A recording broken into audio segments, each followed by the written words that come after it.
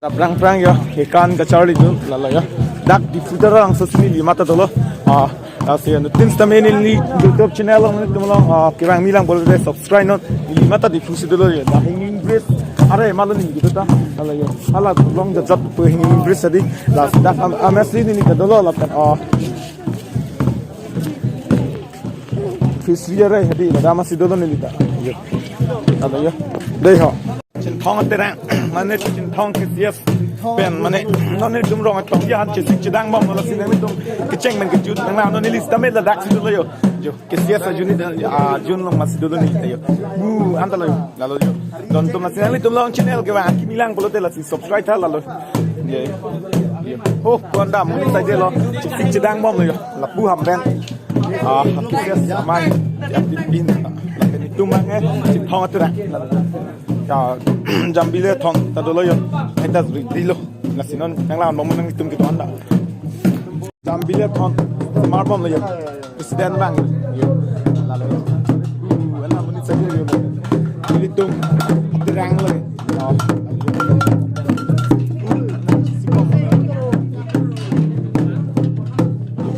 Oh, lah ini dah langsung yo, bang ya, apa yang macam, lebih bang yo, nasi. Ngomong itu nongin nam barbel lo.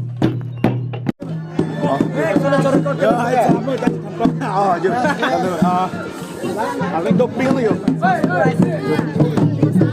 Masih nanti tu subscribe, tapi nanti dah anda subscribe lah pun. Subscribe nanti, subscribe nanti, lasi sana yo. Ini tulang ho. Yo. Itu mana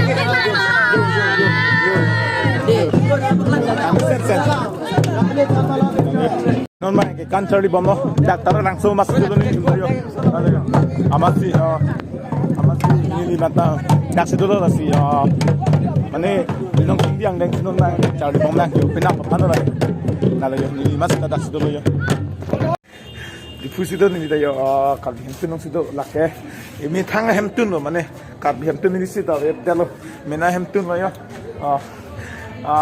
indake metang itu nama ingkrung dulu, kangra dulu, si dulu, lapen hak dulu, haking dulu, haklong, lapen beleng ingkrung hutan siru, kadu kau yang pilih, dah karbi, ajitang mana karbi, kenang sot, ajinin an ke tu thailand mana hormon an ke, lalu ya, tapi, nama tu, nalong channel kami kira itu mang ajo sih kejual lah, soalnya je, lagi nasa, raja nak lo ya. Kalau parlim kita hello, lalu ya, lagi pen ni ke pilih ni ke customer, amat si cini dah lah ya, si kelang ni lang macam tu ya, ya. Dan mana tu lagi lang lu terang seperti lang lu hempun dalam mana ya, gitu dah get mana gitu dah don rilu lagi ya.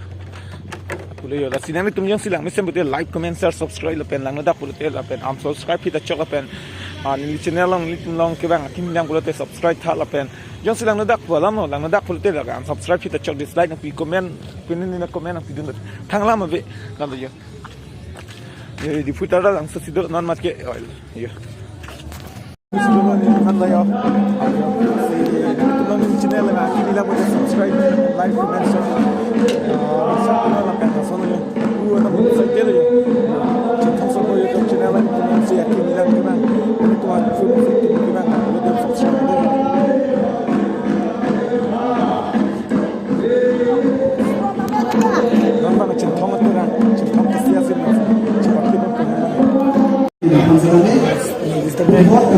Signal tayo lang sa dulo. Cintong, garbage tayo sa dulo.